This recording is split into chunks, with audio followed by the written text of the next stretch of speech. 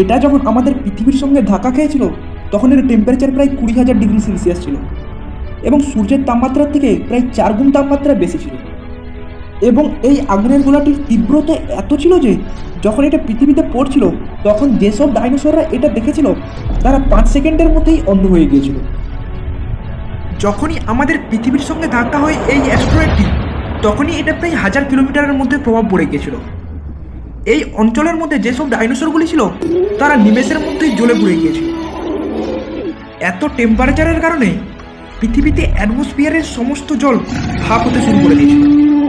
যেই জায়গাটিতে এই অ্যাস্ট্রয়েডটি পড়েছিল সেইখানটিতে প্রায় 180 কিলোমিটার চওড়া এবং 20 কিলোমিটার গভীর খাদ হয়ে গিয়েছিল। কি ভাই, এটাতে কেবল শুরু হয়েছিল। এটা পড়ার পরেই লক্ষ মেট্রিক টন ধাতু ওপরের আকাশে চলে যায়। তারপরে কয়েক ঘন্টার মধ্যে ওইগুলি আগুনের গোলার মতো পৃথিবীতে পড়তে থাকে। এর ফলে আকাশে উড়ন্ত ডাইনোসরগুলি একদম পুড়ে খাক হয়ে যায়। এটা এখানেই শেষ হয়ে যায়নি। এই অ্যাস্ট্রয়েডটি পড়ার পরেই কিছু কিছু জায়গায় ভূমিকম্পের সৃষ্টি হয়ে যায়। এই ভূমিকম্পের ফলে পুরো পৃথিবী কয়েক ঘন্টার মধ্যে পুরো তছনছ হয়ে গেছিল। এই ধাক্কাটি এতটা শক্তিশালী ছিল যে যেখানে সেখানে পৃথিবীর অভ্যন্তরে থাকা লাভা ফেটে ফেটে উপরে উঠে আসছিল, যেন পৃথিবীতে পুরো মৃত্যুর তাণ্ডব লীলা চলছে। এই ভূমিকম্পের ফলে সমুদ্রের মধ্যেও সুনামি হতে শুরু করে এবং সমুদ্রের জলের উচ্চতা প্রচুর পরিমাণে বাড়তে থাকে।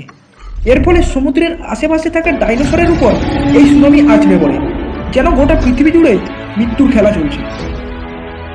এই অ্যাস্ট্রয়েডটি পড়ার ফলে পৃথিবীর ধূলিকণা সব আকাশে উঠে যায় এবং মেঘের সঙ্গে মিশে গিয়ে প্রায় 7 থেকে 8 কিলোমিটারের লেয়ারে পরিণত হয়। এর ফলে সূর্যের রশ্মি পৃথিবীর মধ্যে আর পৌঁছাতে পারছিল না।